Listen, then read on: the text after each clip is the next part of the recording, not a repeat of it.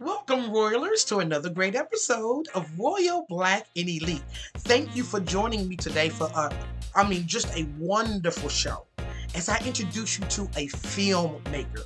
Now, some of us may have heard of John Singleton, the great creator of Snowfall, and he's now dearly departed.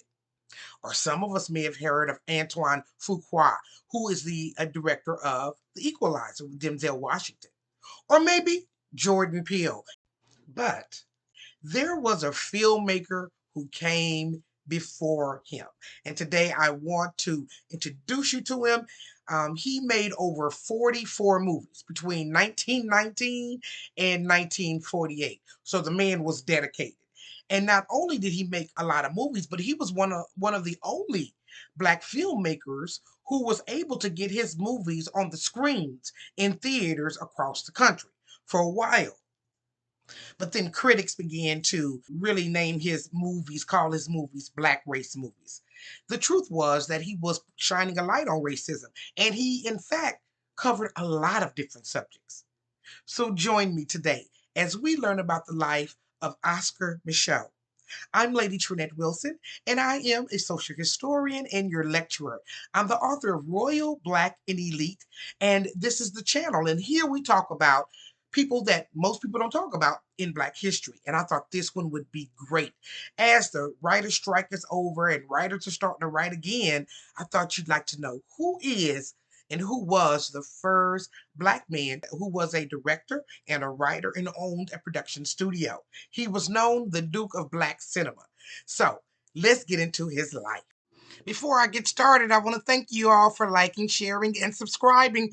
We're on our way to 8,000 subbies. It's all because of you. And please keep leaving the comments. I really love to hear your feedback. Now, Oscar was born on January 2nd, 1884, in a city called Metropolis, Illinois. It almost sounds like a city set in something with Batman, but he was born in Metropolis, Illinois. Now, he was born there, but his father, Calvin, was originally from Kansas, and they moved north to get away from the racism. Calvin, was actually born into slavery, and his wife, Belle.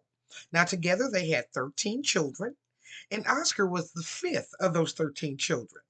The family, of course, having that many kids, they didn't do real well financially, but his father made enough money to send Oscar to school in Chicago. Well, until he couldn't afford it anymore.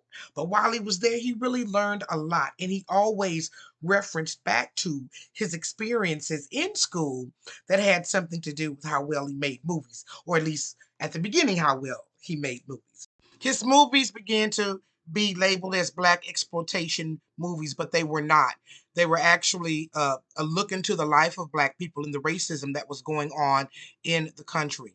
But it didn't start that way. He started as a kid. During that time, his father made him work because, of course, he couldn't go to school. And so he worked at different jobs. And then after finally, working other jobs, he felt like he was getting swindled, wasn't really making any money. He became an entrepreneur. And this spirit of entrepreneurship actually followed him the rest of his life. So his first business is that he opened up a shoe shine shop right in front of an African American barbershop of people who were well to do. So he did well there. He made a lot of connections and he met a lot of people there. And then from there, he became a train porter. And there he met other affluent black people. So these were two very good career moves for him, and it really placed him in a good place. He learned a lot of different skills and really met a lot of different people who would come into play later on in his later life when he began to make movies. Oscar did so well at his businesses in 1862 when Congress they passed a law and well an act, and it was called the Homestead Act. Now, what this Homestead Act was supposed to do was to grant free land to African Americans, to immigrants, and to women. However, what ended up happening was the immigrants got some land, the women got some land, but the black people really didn't get any land. And so what ended up happening is they had to buy their land. And Oscar had saved up some money, so he bought the land in North Dakota of all places. Now he was living up there surrounded by white farmers, and he was the only one, and he really hated it. So that's when he really began his first steps into writing, because he would write these articles and send them in to the Chicago Defender, complaining about what was happening. Now, in 1906, he wrote a series of books. There were 7 books, and he talked about the frontier and what he was going through in the frontier. So during this time there, he actually wrote, and might have been good for him and very cathartic for him, but his wife, mm, she didn't like it so much. You see, he was married to this lady named Orlean McCracken, and Orlean wasn't having it. So in 1911, she emptied out the bank account and skipped town. She left him. Now, it said that it was alleged that he had a son, and all this is alleged, of course, had a son, but there's no mention of him, of the son, in any of the history books. So we don't know what happened to Orlean or the son after they left, but she did leave him. He tried to get back with her, but she wasn't having it. So he wrote a book in 1913 called The Conquest. And it actually changed later on in 1919 to a book called The Homesteader, which actually became a movie. So, I mean, if she would have waited just a little longer, she would have been married to a filmmaker. But she had had enough, and he began to make movies. And that's really where it all began, from book writing. After he wrote the books, he tried to sell The Homesteader and to try to make it into a movie, but he felt that people were cheating him. So he opened the MIcheaux Film and Book Company, and he called on all those good friends that he had met as a porter to finance his movies. The shares were $75 and $100, and he went to work right away.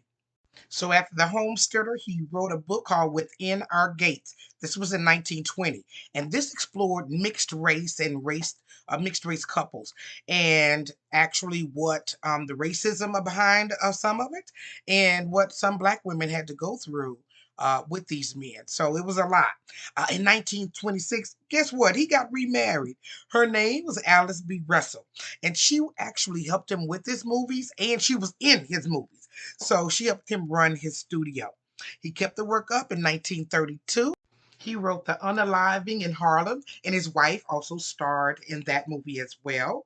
He wrote a movie called Within Our Gates in 1920, 10 Minutes to Live, The Girl from Chicago, and his last and final movie was called The Betrayal, and that was in 1948. And that's actually also when he retired. You see, during that time, the Depression had happened. And some of his critics said because he didn't have the funding anymore that he used to, that his pictures had really lost the quality. And so they said the sound was bad, the script was bad, and the quality was bad. Other critics, they were a bit more pointed. You see, Oscar had a real colorism problem within his movies. And perhaps that's why it did take the black community a while to come around to him. Most of his movies really did depict darker skinned people as evil and light skinned people as good. And even black women, as you can see here, look at all that powder on this woman's face. She was almost in whiteface. And so that was a real problem at the end of his career. So he did retire after his last movie in 1948. Now, his catalog of movies was really extensive, and most people didn't even know who the man was during this century. But he has definitely made a comeback because now he's getting some of the recognition that he hadn't gotten in the past. So, one of the things that he received is in 1987, he got a star on the Hollywood Walk of Fame. In 1989, he was actually inducted into the Black Filmmakers Hall of Fame as well. And I gave you a throwback on that picture. And in 2007, the Virginia Department of Historic Resources erected this plaque to him. One of the more interesting stories that came out around Mr. MIcheaux is that Tyler Perry is going to play him in a movie and actually produce the movie.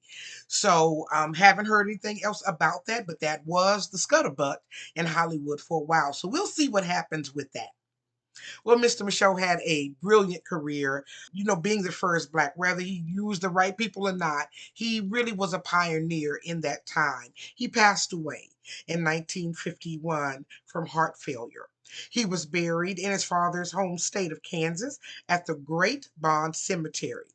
He's left a great discography behind, and I hope that you all enjoyed this story. I thought it was interesting. Did you know, Mr. Oscar?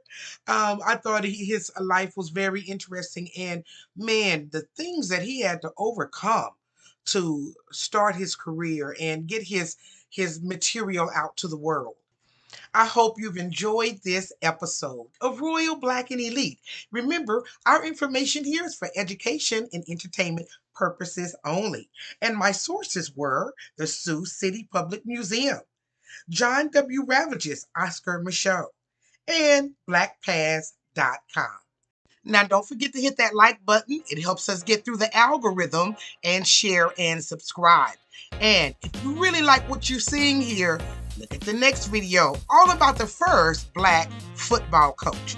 I hope you enjoyed it, and I'll see you on another great episode of Royal Black and Elite.